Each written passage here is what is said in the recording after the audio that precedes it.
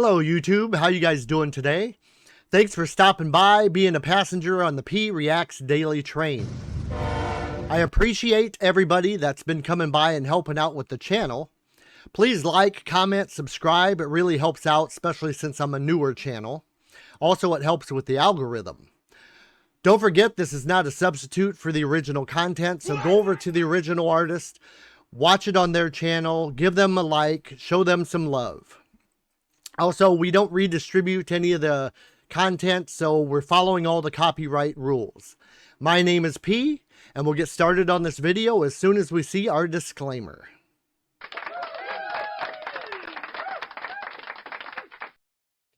Alrighty, today's video we have the top 10 unexplained finds inside excavated towns.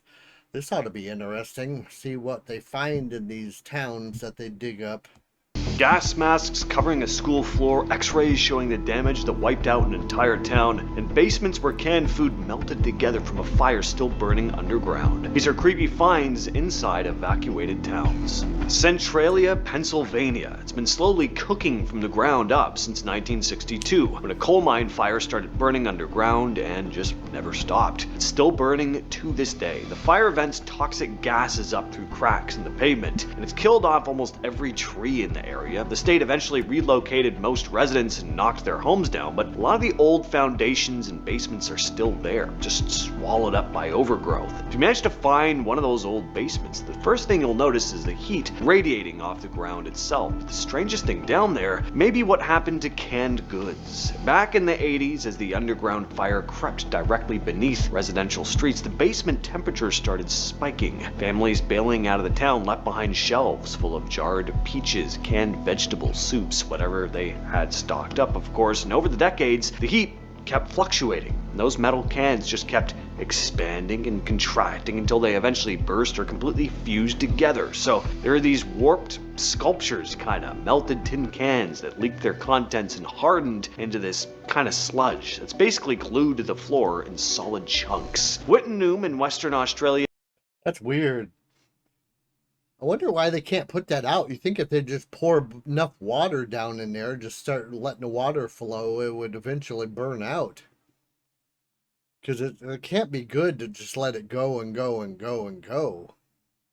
That, man, you think that would eventually spread. But yeah, so don't forget, this is not a substitute for the original. Go over to their channel, give them a like, show them some love, subscribe to their channel. This is the most amazing top 10 channel. Go check it out on their channel also, because we're only a reaction, by the way. But let's get back to it. It is widely considered the most contaminated place in the entire southern hemisphere. It was a blue asbestos mining town, and the fibers are so thick in the air and soil that the government erased it from every official map and physically cut the power to force the last holdouts to leave. Because it's essentially a death zone, almost nobody goes back, which means the local hospital has been sitting completely untouched and near perfect preservation. The creepiest thing inside isn't the rotting beds or shattered glass, that's all stuff you'd expect to see, but the x-rays. Chest films from the miners who lived and worked there are still scattered across the floors or clipped to the light boxes in the walls, exactly where someone left them. Hold one up to the sunlight and you can see the shadows on the lungs, the physical evidence of asbestos. You're standing in a town destroyed by it, holding up x-rays showing what that asbestos did to the people inside. Along with the x-rays, there are old patient files showing how the workers got sicker over time, a lot of them dying in their 30s and 40s. When the Fukushima Daiichi disaster happened on March 11, 2011, the evacuation was so immediate that the exclusion zone basically became a sealed time capsule the exact Tuesday morning. In the town of Nami, inside Hokkaido Elementary School, the upper floor classrooms were high enough that the tsunami water didn't reach them, but the radiation did, and nobody's touched them since. The chalkboards still have March 11, 2011 written in the corner. Below it, there are scrawled notes, some written by teachers during the initial earthquake, giving instructions to students. Messages like "We will meet again" and "Stay strong Hokkaido" are still up there. The desks are still lined up in rows, backpacks still hanging on their hooks, notebooks are open to half-finished math problems and kanji exercises. Because the radiation kept looters out for years, literally every pencil and eraser is still sitting exactly where a kid put it down when the sirens went off. And there's just something kinda eerie about that, if you ask me. Consono was supposed to be Italy's version of Las Vegas. But in 1976 and 77, a series of landslides buried the only road in, and that was it. The city became completely cut off. The strangest thing inside the ruins isn't just the wild architecture, it's what's inside one specific storefront in the main shopping gallery. There's a pile of hundreds of mismatched shoes from the late 60s and early 70s stacked up in a corner. Nobody knows why the shopkeepers didn't take their inventory with them when the road was still passable, or why someone later decided to stack them together.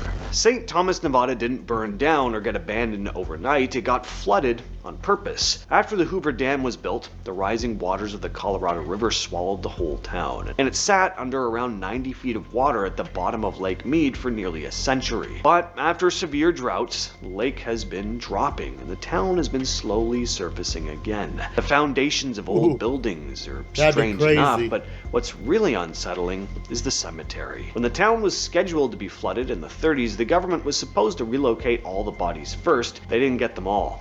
As the silt and water have pulled back, concrete vault lids have been emerging from the mud. Many of them cracked or shifted from nearly 100 years of underwater pressure. Some of the headstones are still there as well, but the inscriptions have been completely smoothed away by decades of erosion, leaving behind blank gray slabs. Pyramiden is a Soviet coal mining town on the Svalbard archipelago deep in the Arctic Circle. In 1998, the Russian government gave everyone just a few days' notice to pack up and leave. Because of the extreme cold, nothing here really decays the way it normally would. There are no insects, no bacteria, nothing that would usually break things down over time. Walk into the cultural center, and it looks like everyone just stepped out for a minute. A standout find is the music room. A red October grand piano is still sitting in the center. It's known as the northernmost piano in the world. Visually, it's in great shape, but does it sound good? Well, I've heard mixed reviews. It can still be played. Of course, it's not going to sound as good as an instrument with better upkeep. Soviet-era murals cover the walls, but the paint is starting to break off in big jagged chunks from the frost. So why would the piano, if it was in good shape when they left, why would it sound worse over time? Do you think it would still be the same? Oh. I almost sneezed there. Is it something like where it's got to be oiled or something? You got to oil the strings, or because that seems a little strange to me. You think it would just be the same, just over time. If nobody's messing with it, then you think it would just preserve itself. But who knows? Yeah, if you happen to know that, play piano or something, let me know about that. Is also famous for its statue of Vladimir Lenin, the first head of government of Soviet Russia from 1917 until his death in 1924. Bodie, California is probably the most well-known ghost town in America. The state keeps it in what they call arrested decay. Nothing gets restored, only stabilized. Most of the town's objects are just left where they are, but one of the most specific discoveries was a leather briefcase found jammed underneath the floorboards of a collapsed boarding house. It had no gold or cash inside, unfortunately. What it had were the personal items of a man from the late 1800s, bundles of letters, legal documents, handwritten maps, papers laid out a messy divorce settlement, failed business deals, love letters that were never sent. Basically just a box where someone had buried their worst secrets and hoped they'd never surface. In the woods of Alabama, there are several old company towns that got left behind when the iron and coal mines ran dry in the mid-20th century. In one superintendent's manor house, explorers found an upstairs bedroom where part of the roof had caved in. In the middle of the room, though, still on a mannequin, was a wedding dress.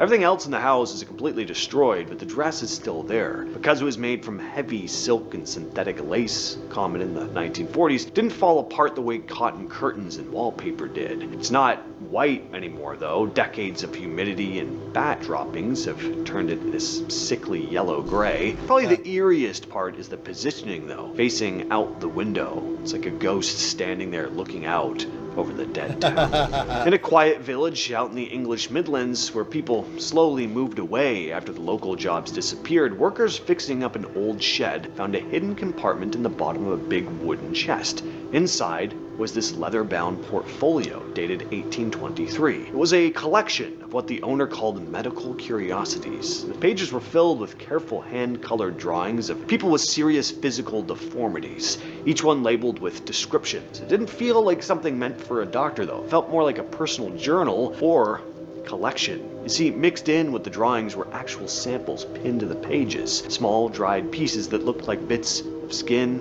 and hair, stuck in place the same way someone might pin insects into a display. The compartment was hidden well enough that the whole thing survived almost 200 years of damp air. As for who the owner was, though, nobody knows. There's one room in a school in Pripyat that people always talk about. That's because the entire floor is covered in gas masks.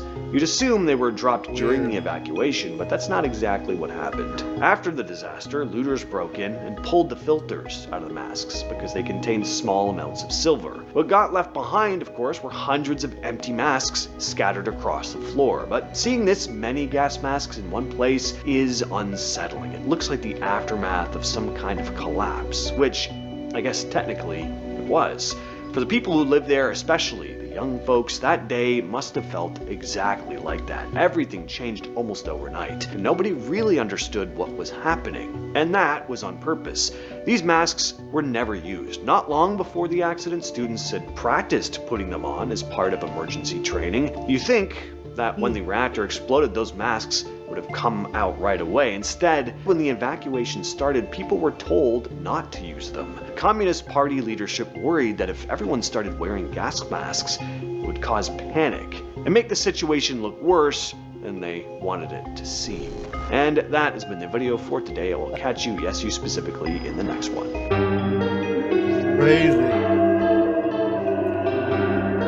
Crazy video. Yeah. But yeah, so let me know some more of these videos you want to see, the top 10 stuff. It could be top 10 this, top 10 that, don't matter. Just let me know some top 10 stuff you want to watch. Thank you guys for stopping by. Don't forget to like, comment, subscribe. Really helps out a lot. And you beautiful people, have a great day. We'll talk to you later. Bye for now.